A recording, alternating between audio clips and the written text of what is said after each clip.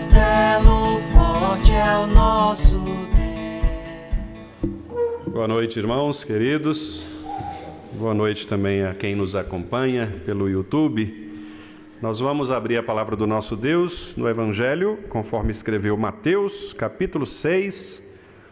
Hoje nós vamos abordar o versículo de número 11, iniciando assim a exposição da quarta petição da oração do Senhor. Mateus 6, 11. Nós vamos ler todos juntos, duas vezes, memorizando assim o texto que nós já usamos como oração, mas que deve, de fato, todos os dias estar cada vez mais presente no nosso coração. Leiamos, meus irmãos. O pão nosso de cada dia dá-nos hoje. Mais uma vez, o pão nosso de cada dia dá-nos hoje. Vamos orar? Querido Deus, nós te agradecemos, porque o Senhor nos trouxe aqui nesta noite para, reconhecendo a nossa incapacidade, a nossa miséria, reconhecendo as nossas limitações, nós nos apresentarmos diante do Senhor para clamar o perdão dos nossos pecados, também para agradecermos ao Senhor por todas as bênçãos que o Senhor nos tem dado todos os dias, bem como também, Senhor, para podermos ouvir a Tua voz, a Tua palavra. Então nós te pedimos que nesta hora o Senhor possa, por meio do Teu Santo Espírito, falar aos nossos corações. Tenha misericórdia de mim, Senhor, dando-me clareza nas minhas palavras, na expressão dos meus lábios, para que eu não mencione nada que contrarie a palavra do Senhor, mas que, ao contrário, o Senhor possa trazer à minha mente, ao meu coração e, consequentemente, aos meus lábios, palavras de vida que possam edificar a mim e aos meus irmãos. Dá também aos meus irmãos corações e ouvidos atentos, para que todos nós, nesta hora, sejamos alcançados por esta maestria que é o ensino do Senhor em nossas vidas por meio de Tua palavra. Que o Senhor nos ajude a entendermos e a praticarmos esta fé justificadora que nós acabamos de ler e declarar aqui no nosso catecismo, esta fé que salva, a fé que confia no mérito de Jesus Cristo para a salvação, a fé que é operada pela palavra e pelo Espírito Santo em nossos corações e que nos faz ver a nossa indignidade e a nossa total dependência do Senhor.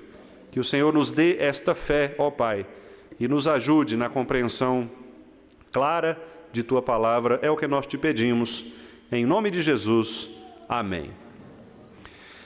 Meus amados irmãos, é muito difícil nós encontrarmos por aí alguém que não goste de pão. Pão é um dos alimentos mais universais, não é, que nós temos. E você tem pão de tudo quanto é tipo, não é? Você tem o pão mais famoso deles, o chamado pão francês, que é isso que a gente compra nas padarias para tomar café pela manhã, à tarde. Tem o pão sírio, pão italiano, pão australiano, pão de batata, de mandioca, brioche. E aí você tem uma infinidade, não é, de nutrientes, uma infinidade de ingredientes. E o mais curioso disso é que o pão sempre foi, até mesmo nas culturas antigas, o alimento mais comum. E é por isso que nas Escrituras a gente vê o pão sendo oferecido em muitas ocasiões importantes, tanto do Antigo Testamento, quando as famílias se reuniam, as famílias judaicas se reuniam em torno do pão, e aquele pão, que era um pão sem fermento, um pão asmo, um pão puro, era símbolo exatamente da providência de Deus, do cuidado de Deus, do alimento de Deus para aquelas pessoas, bem como também um objeto de culto, de oferecimento e de oferta ao Senhor. No Novo Testamento também, logo depois, na sequência dos evangelhos, nós vamos ver o próprio ministério de Jesus Cristo sendo marcado por 2 episódios registrados em que ele alimenta multidões por meio dos pães e peixes. Naquela cultura, o pão simbolizava basicamente duas grandes realidades. Primeiro, era o alimento mais facilmente encontrado. Em qualquer lugar que você passasse, você encontraria pessoas fabricando, fazendo, comercializando pão, nas ruas, nas praças das cidades. Então demonstrava um alimento de fácil aquisição, um alimento que realmente você não teria dificuldade de encontrar. E representa também um alimento que saciava a fome das pessoas. E é de fato assim, não é? Quando nós estamos com fome, se você pega um pedacinho de pão, passa uma manteiga, põe ali talvez um ovo, não é? E você põe para dentro, isso dá uma aliviada muito boa na nossa fome. O pão é assim. E é por isso que talvez, certamente Jesus tenha usado este alimento como uma referência do maior dos milagres que ele realizou na vida dos seus filhos, dos crentes. O próprio Jesus, inclusive, na sequência do Evangelho, vai se identificar como o pão da vida. Por que isso? Certamente porque o pão, como eu disse aos irmãos, representava duas grandes mensagens. A primeira, a universalidade. Em qualquer lugar que você fosse, em qualquer cultura, em qualquer cidade, em qualquer esquina, você encontraria pão. E isso significa dizer que o nosso Senhor Jesus Cristo também veio para ser a resposta para todas as pessoas. Por isso o Evangelho, ele é universal. O Evangelho deve ser pregado a todas as criaturas. Jesus não é oferecido apenas a uma determinada cultura, a um determinado povo, a uma determinada etnia. Jesus é oferecido a todos, porque ele mesmo se declarou o pão da vida. E a segunda grande mensagem é que este pão universal, ou esta mensagem do Evangelho, que é universal, que é Cristo, ela é suficiente para alimentar as carências nutritivas espirituais dos seres humanos. Cristo é o único capaz de ser o verdadeiro pão. Se eu lhe der deste pão, você não mais terá fome. Cristo é aquele que preenche as necessidades de todos os seres humanos. Ele é o grande nutriente espiritual do ser humano. Portanto, Cristo é oferecido a todos e ele é o único capaz de saciar todas as carências nutritivas ou nutricionais, espiritualmente falando, dos seres humanos. Por isso, a quarta petição, ela muda o tom da oração do Pai Nosso. Nas três primeiras petições, o Senhor Jesus nos ensinou a olhar para o reino de Deus, o rei, o grande rei, que vem para conquistar o seu espaço, para declarar a sua vitória. E é por isso que ele se apresenta como Pai, um Pai que está nos céus, portanto ele é superior à criação.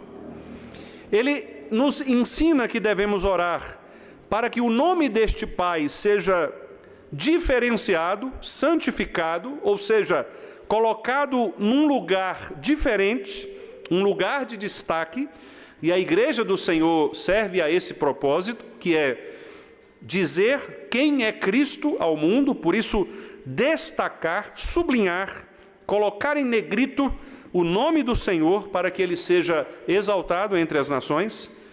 Ele nos ensina na segunda petição que a nossa oração deve clamar para que o reino de Deus se estabeleça, como aquele pouco de fermento que leveda toda a massa. Nós devemos ser crentes que sejamos fermentos no mundo para que por meio da nossa ação evangelística nós possamos fazer expandir o reino de Deus.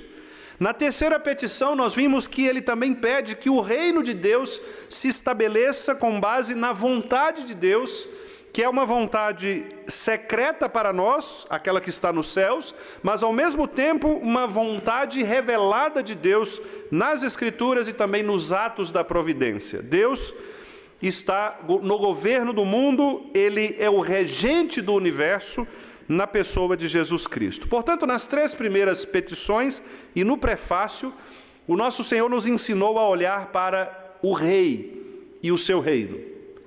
Mas agora, a partir da 4ª petição, o Senhor Jesus Cristo nos ensina a olhar para nós, para a nossa vida neste mundo e para os atos da providência de Deus nos sustentando.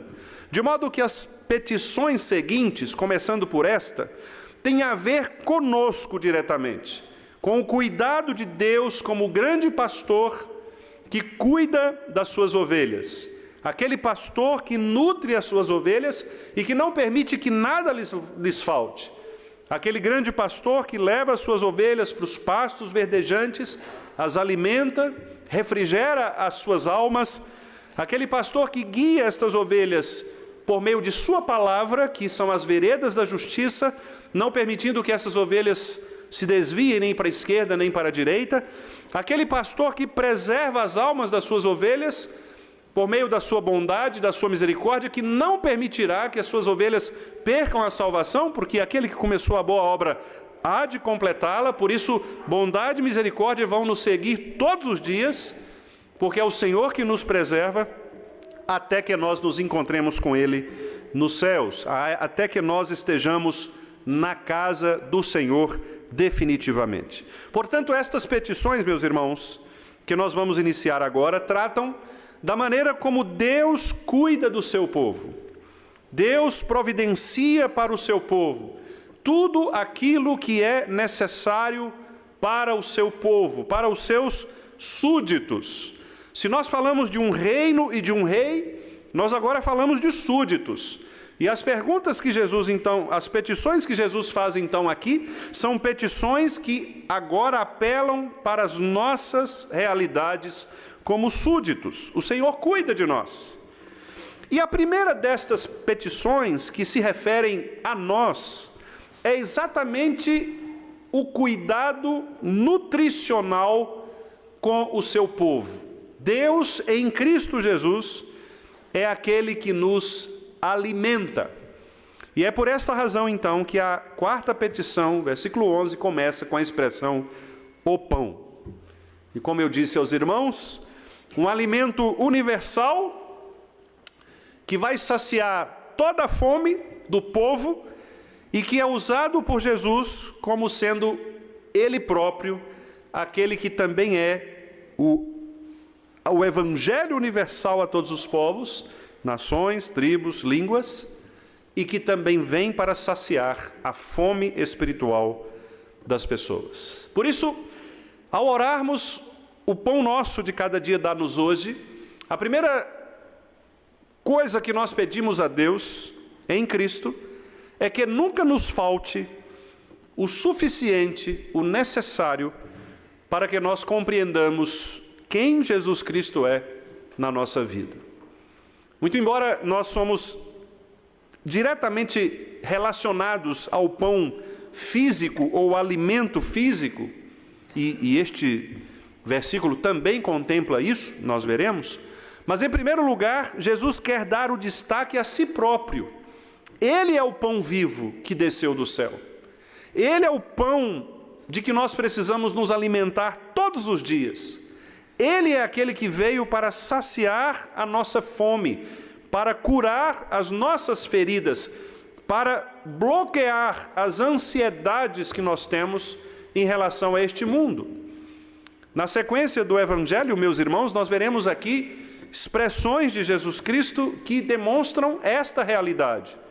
Não andeis ansiosos por coisa alguma, quanto ao que haveis de vestir e quanto ao que haveis de comer.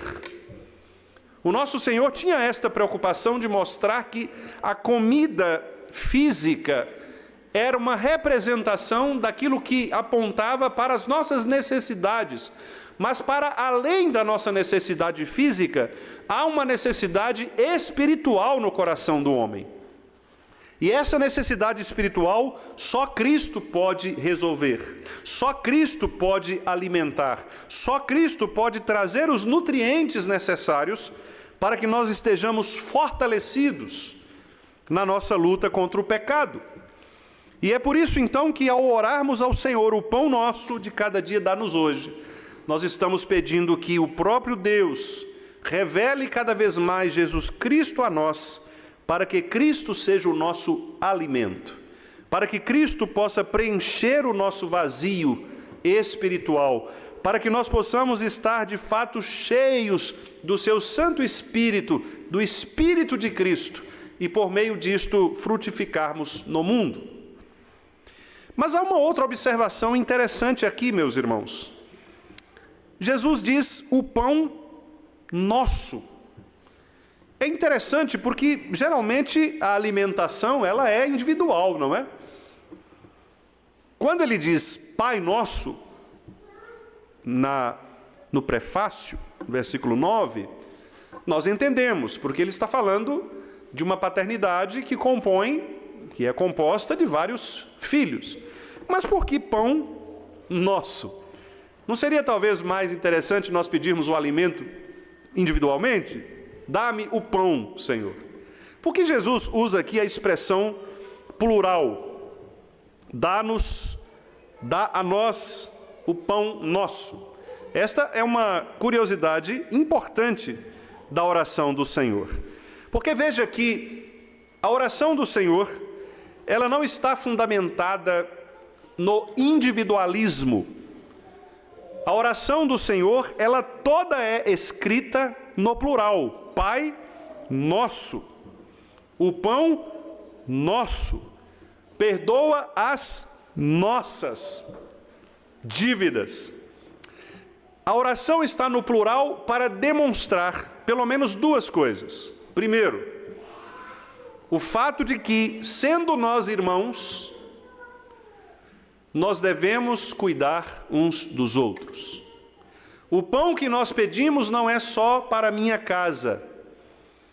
O pão que eu peço é o pão para o povo de Deus. Por isso, os apóstolos, especialmente Paulo, e especialmente aqueles apóstolos na origem da escolha dos diáconos, eles disseram, olha, não é justo que nós abandonemos a oração e a palavra para nos preocuparmos com o alimento. Então nós vamos eleger diáconos, homens de Deus, para que eles se ocupem disto, porque isto era importante.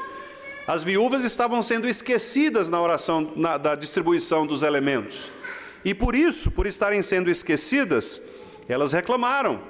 E os apóstolos resolveram a situação para mostrar que o cuidado pelo outro faz parte do Evangelho. E Paulo, como eu adiantei, disse que nós deveríamos cuidar especialmente dos da família da fé. Antes de nos preocuparmos com as demais pessoas, nós devemos nos preocupar com aqueles que são da família da fé. Não deve haver, portanto, meus amados irmãos, entre nós, pessoas que passem por necessidades. Mas aí, nós sempre pensamos nas necessidades físicas. Por isso, às vezes, nós nos preocupamos em ajudar as pessoas com alimentos, com ofertas. Sim, isto é importante e isto faz parte do Evangelho cristão. Lá na primeira carta de João, ele nos diz que se nós dissermos para as pessoas que as amamos, mas não dermos a elas aquilo que elas precisam, nós estaremos demonstrando um amor falso. Então, se alguém está com frio, você precisa dar uma roupa, um cobertor, algo para ela se cobrir. Se alguém está com fome, dê comida. Se alguém está doente, dê a ela condições de ter um remédio. Nós devemos dar às pessoas aquilo de que elas precisam, isso é fato. Mas a oração do Senhor aponta primeiramente para o aspecto também da necessidade ou da carência espiritual. Em outras palavras, o Senhor Jesus quer dizer que nós precisamos pastorear uns aos outros. E isso está muito claro lá em Colossenses, capítulo 3, verso 16, quando Paulo diz que nós devemos cuidar uns dos outros. Nós devemos admoestar uns aos outros. Nós devemos pastorear uns aos outros. Como? Falando salmos entre eles, cantando cânticos espirituais, colocando a palavra de Deus no coração, habitando ricamente a palavra de Deus em vossos corações, para que a palavra de Deus seja o árbitro, seja o juiz, seja aquela que determina de fato as nossas direções, os nossos rumos.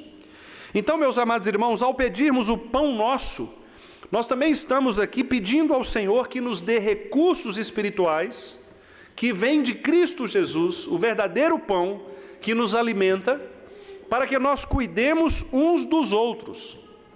Nós não estamos aqui apenas preocupados com o nosso próprio desenvolvimento, com o nosso próprio, mas nós estamos aqui direcionados para um crescimento coletivo, para um crescimento do povo de Deus, para o alimento do povo de Deus. E veja como isso é interessante, porque nós estamos falando de um corpo, e um corpo é um todo. É muito engraçado, por exemplo, a turminha aí que está engajada na academia, né? Certamente vocês já viram aquelas figuras fortes, né? O cara... E aí você olha para a canela do cara, você olha para panturrilhas, parece aquele pedestal do microfone ali, né? O cara, toma, você olha e fala, não tem nada. Perigoso você chegar ali e quebrar, o cara cair, né? Desmontar. Desproporção. Um corpo é um corpo. Por isso que as atividades físicas corretas, elas trabalham todos os músculos, todo o corpo, não é? Trabalha toda a organicidade do ser humano, porque é um corpo. Você não deve fortalecer mais uma coisa do que outra. Assim também é a vida espiritual. Nós precisamos adquirir conhecimento, é fato, informações, mas se essas informações ficarem apenas no campo da mente, do conhecimento intelectual, e não produzirem afeto, não produzirem amor por Jesus Cristo, não produzirem amor pelo próximo, nós somos iguais a estas pessoas que são fortonas em cima, mas fininha embaixo, desproporcionais. O corpo, portanto, deve cuidar dos seus. E agora eu quero então aplicar diretamente à igreja. Nós na igreja somos uma sociedade extremamente heterogênea. Temos pessoas de todos os tipos, inclusive quanto ao conhecimento bíblico, inclusive quanto à prática de vida cristã. Há irmãos que são os chamados fracos na fé, há outros irmãos que são irmãos experimentados, maduros.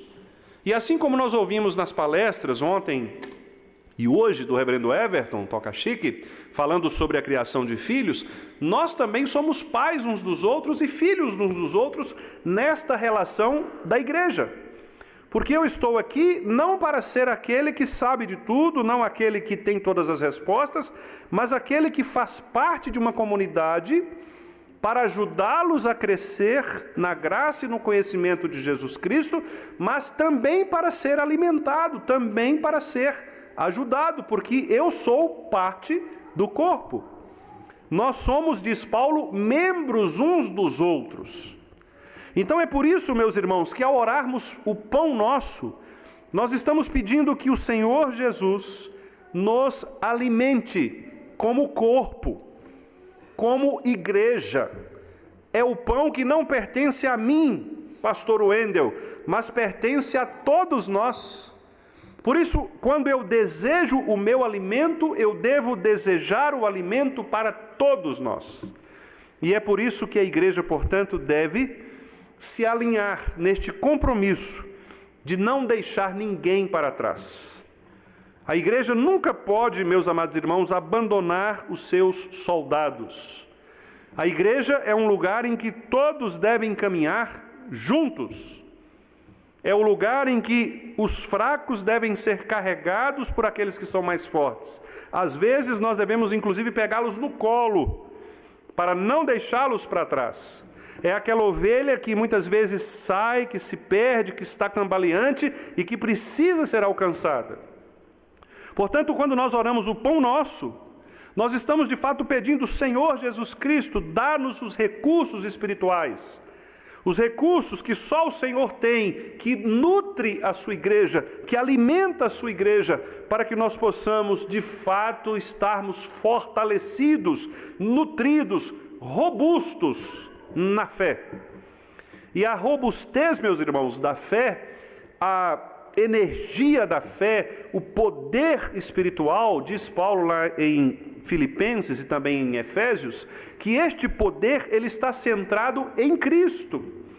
Nós fazemos o que fazemos pela força do teu poder, diz Paulo. E este poder que está em Cristo é exatamente esta nutrição que ele nos dá. Ele é o verdadeiro pão. É ele quem nos garante o sustento diário, para que nós não nos fraquejemos, não andemos cambaleando. Ele é quem vai suprir as nossas carências. E meus amados irmãos, eu sei que é um tema bastante difícil, bastante polêmico até, mas é importante que nós saibamos que não há carência que Jesus Cristo não possa, de fato, resolver em nossos corações.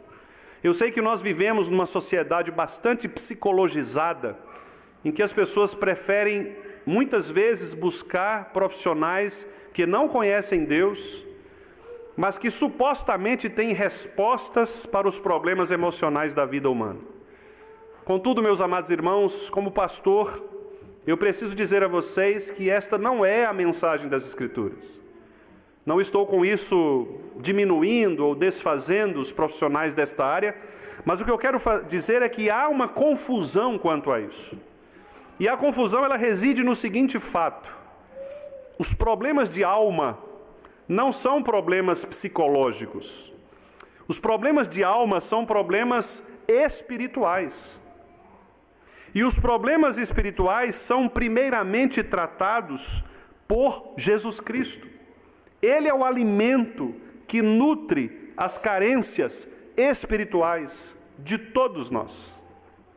E não sou eu quem está dizendo isso. É a própria palavra do Senhor. A lei do Senhor é perfeita e restaura a alma. Eu sou a água da vida. Quem vem a mim, bebe desta água, não terá sede. Não andeis ansiosos pelo que haveis de beber, comer ou vestir. Eu sou a suficiência de vocês. Lancem sobre ele toda a ansiedade, porque ele tem cuidado de vós. É a palavra de Deus que nos ensina isso. Talvez, portanto, a necessidade de nós, às vezes, buscarmos esses profissionais seja um problema nosso. Talvez de uma incredulidade, de uma desconfiança em torno daquele que é o pão nosso.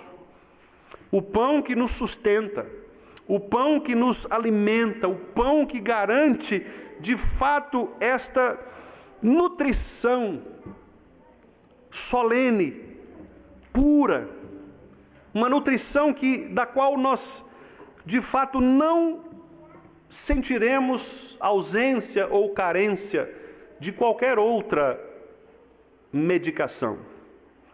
Não quero com isso, irmãos, dizer que não haja necessidades em que uma medicação seja necessária, mas medicações são dadas para doenças. São problemas neuronais, problemas fisiológicos, não problemas emocionais, são coisas distintas. E é preciso saber a distinção disso.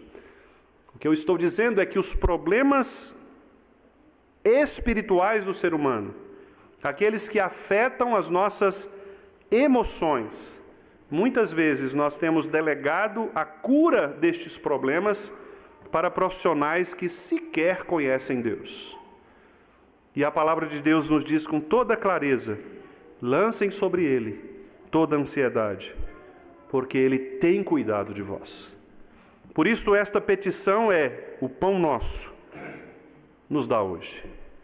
Jesus está nos ensinando a dizer: Senhor, dá-me a nutrição, o nutriente necessário, espiritual, para que no Senhor, para que em Cristo, eu possa ser nutrido de tal forma que eu não dependa de outras coisas que não seja a tua suficiência.